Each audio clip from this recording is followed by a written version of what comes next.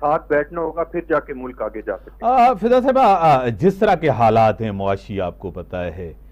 سیاسی حالات ہیں، دہشت گردی آپ کے سامنے ہے، جماعت اسلامی کا دھرنا مہنگائی کے خلاف آپ کے سامنے، جو مہنگائی ہے، بلوچستان کے ایشو، یہ بڑے ایشو ہیں ریاست کے، ملک کے، قوم کے، کیا کہیں گی؟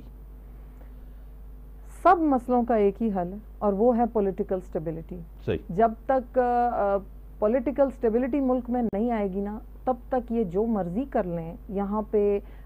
نہ تو معیشت بہتر ہوگی، نہ یہاں پہ لا اینڈ آرڈر ٹھیک ہوگا، یہاں پہ کچھ بھی ٹھیک نہیں ہو سکتا۔ یہ بات پوری دنیا میں اس حقیقت کو تسلیم کیا جاتا ہے۔ آپ دیکھیں اسی طرح وینیزویلا میں ہوا ہے، جس طرح پاکستان میں ہوا ہے کہ 70% جو جیتنے والی پارٹی تھی اس کو انہوں نے اٹھا کے جو اقتدار میں زبردستی آنا چاہ رہے تھے نکولس، انہوں نے ان کو پابند سلاسل کر دیا، اور اس کے بعد سڑکوں پہ نکلا۔ وہ یہی کہہ رہے ہیں کہ ہم لوگوں کو حقیقی آزادی دینا چاہتے ہیں۔ سو جو سسٹم کے اگینسٹ کھڑا ہوگا اس کے خلاف تو یہ بولیں گے۔ ان کو تو برا لگتا ہے جب ہم بات کرتے ہیں کہ ہمارے خان صاحب نے یہی کہا ہے کہ کرپشن کے پیچھے بھاگو جاؤ، ہم نے تو یہ سسٹم ختم کرنا ہے۔ دیکھیں ہم پاور پالیٹکس کبھی بھی نہیں کرنا چاہتے تھے، ہم لوگ بہت نظریاتی ہماری سیاست ہے اور ہم لوگ اسی کے اوپر ڈٹے رہے ہیں، ورنہ ظاہر ہے کہ این آر او لے کے باہر بھی جا سکتے تھے خان صاحب کے لیے کوئی مشکل نہیں تھا یہ سارا کچھ کرنا، لیکن انہوں نے کیا کیا، انہوں نے نہ پچھلے ہمارے جو وزیر اعظم رہے ہوئے ہیں ان کی طرح این آر اوز لے کے باہر گئے، نہ انہوں نے کوئی باہر، آبویسلی ابھی تک ان کی کوئی جائیداد ہوتی تو ان لوگوں نے تو پرخچے اڑا دیے ہوتے، تو کچھ بھی ایسا الحمدللہ سامنے نہیں آیا۔ جو یہ ان لوگوں نے جس طرح سے جس قسم کے کیسز میں عمران خان کو انہوں نے پابند سلاسل رکھا، وہ بھی سب جھوٹے کٹ کے ختم ہوتے جا رہے ہیں، آخر کار انشاءاللہ ختم ہو جائیں گے اور وہ باہر آئیں گے۔ اور جب وہ یہ لوگ ڈر اسی چیز سے رہے ہیں کہ وہ انسان جو اس وقت پاکستان کی عوام کے دلوں کی دھڑکن ہے، جو سب سے زیادہ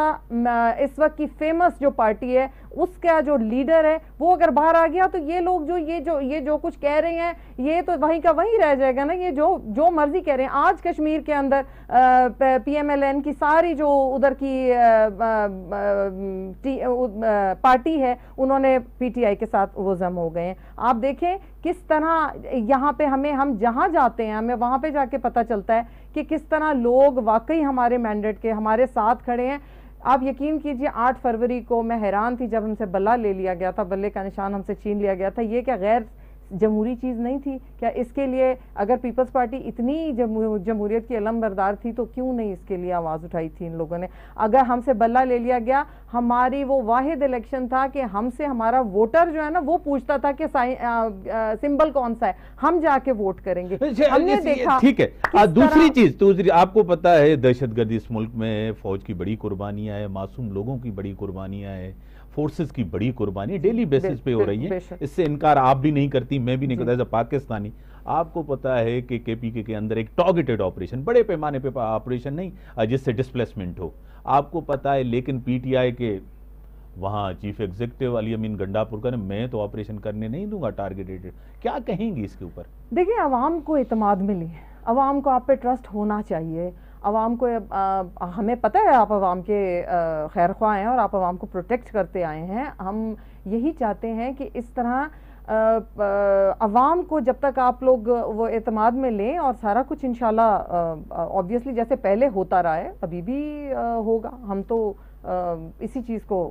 صدر صاحب کلوزنگ ریمارکس ہیں۔ ایک تو استحکام آئے، جس طرح فضا بھی کہہ رہی ہیں کہ استحکام آنا ضروری ہے ملک کے لیے، دوسری طرف آپ کو پتا ہے دہشت گردی کے خلاف ٹارگیٹڈ آپریشن، جس طرح ایک میٹنگ بھی ہوئی تھی اس میں علی امین گنڈاپور صاحب بھی آئے تھے، اس کے اوپر تو انہوں نے اعتراض نہیں کیا تھا، بعد میں اب کہہ رہے ہیں کہ اعتماد میں لیا جائے عوام کو، وہ کہہ رہا ہے کہ میں اس طرح تو آپریشن کرنے نہیں دوں گا جو targeted operation, D G I S P R نے بھی کہا کہ یہ ٹارگیٹڈ آپریشن ہوگا، کیا کہیں گے سردار صاحب؟ میں ایک چیز تو بتاؤں کہ آج جو بھی شخص طالبان کا دہشت گردوں کا فیسیلیٹیٹر بنے گا اس کو یہ قوم کبھی معاف نہیں کرے گی۔ ماضی کے اندر بھی ان کی جو سٹیٹمنٹ تھی وہ آپ کے سامنے کہ جو طالبانائزیشن ہے اس کے حوالے سے کس